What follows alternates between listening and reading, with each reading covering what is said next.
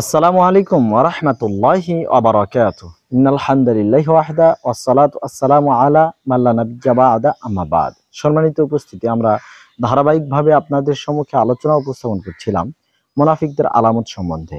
এ পর্যায়ে আমরা আলোচনা করছি তারা মুমিনদেরকে ধোঁকা দিতে চায়।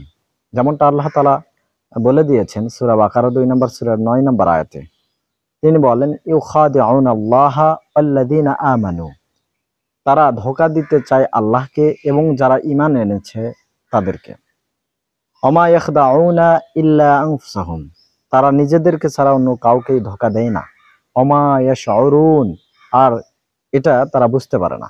সম্মানিত উপস্থিতি, আল্লাহ তাআলা বললেন যে যারা মুনাফিক তারা তো মুমিনদেরকে ধোঁকা দিতে চায়, আল্লাহকে ধোঁকা দিতে চায়।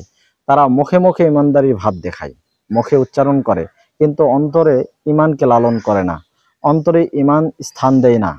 তারা মনে করে যে আমরা আল্লাহকে আর মুমিনদেরকে ধোঁকা দিচ্ছি। আল্লাহ বলছেন যে তোমরা তো আল্লাহ এবং মুমিনদেরকে ধোঁকা দিচ্ছ না, তোমরা তোমাদের নিজেদেরকেই ধোঁকা দিচ্ছ। এটা তোমরা না জেনে করছো। তাই আসুন, আল্লাহকে নয়, ঈমানদারদেরকে নয়, নিজের ঈমানটা নিজের জন্যই ঠিক রাখি। না হলে পরে আমরা নিজেদেরকেই ধোঁকা দিব, বেঈমান হয়ে যাব। আল্লাহ তাআলা আমাদেরকে নিফাকি থেকে বাঁচার মতো তৌফিক দান করুন। আমিন। ওয়া আখিরু দাওয়ানা আনিল হামদুলিল্লাহি রাব্বিল আলামিন। আসসালামু আলাইকুম ওয়া রাহমাতুল্লাহি ওয়া বারাকাতুহু।